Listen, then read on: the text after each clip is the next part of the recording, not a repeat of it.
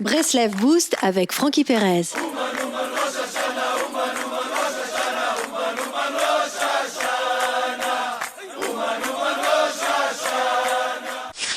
Chaque chose de ce monde, même si elle est en contradiction apparente avec une autre, participe à l'unité d'Hachem. L'échec, la réussite, l'été, l'hiver, toutes ces situations sont des manifestations divines. Toute la mission de l'homme consiste à utiliser son libre arbitre et reconnaître qu'Hachem est derrière chacune de ces contradictions. Cela permet de parvenir à révéler l'unité d'Hachem. Hachem est un, Hachem Echad. Rabbi Nachman explique que si chacun agissait ainsi, on parviendrait à une telle unité que le monde en serait réparé. Comme il est dit, tu aimeras ton prochain comme toi-même. C'est la colonne vertébrale de la Torah. Qu'est-ce que cela signifie ? Chaque individu est unique et a une approche différente dans sa compréhension du monde. En conséquence, chaque individu a un comportement différent. Il faut accepter d'être unique et accepter que les autres le soient également. Quand les problèmes commencent-ils ? Lorsqu'on en vient à penser que les autres vivent les choses de la même façon que nous les vivons.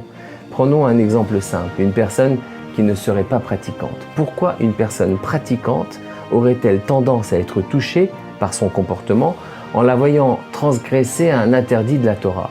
Car elle s'imagine que l'autre vit les choses de la même façon qu'elle les vit et qu'elle ne souhaite cependant pas observer les mitzvot et les commandements de la Torah.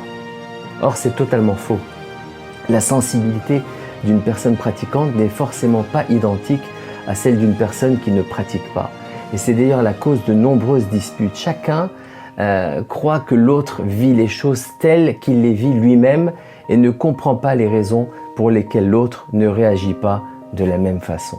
Prenons un autre exemple, celui de quelqu'un qui se précipite au kiddush, la bénédiction sur le vin lors de Shabbat et des jours de fête, et qui mange à lui seul un plateau de petits fours.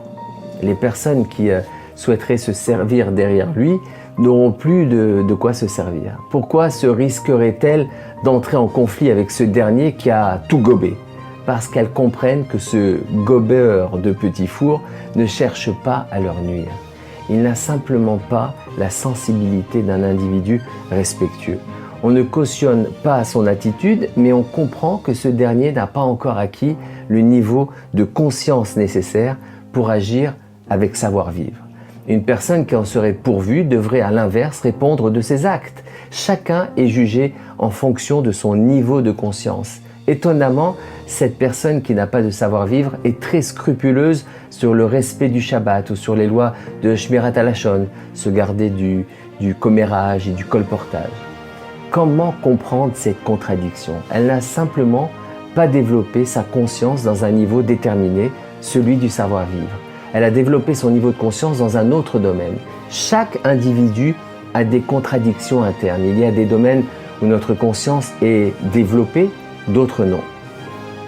C'est en intériorisant ces concepts que les différences chez soi et chez les autres participent d'un même echad, unité.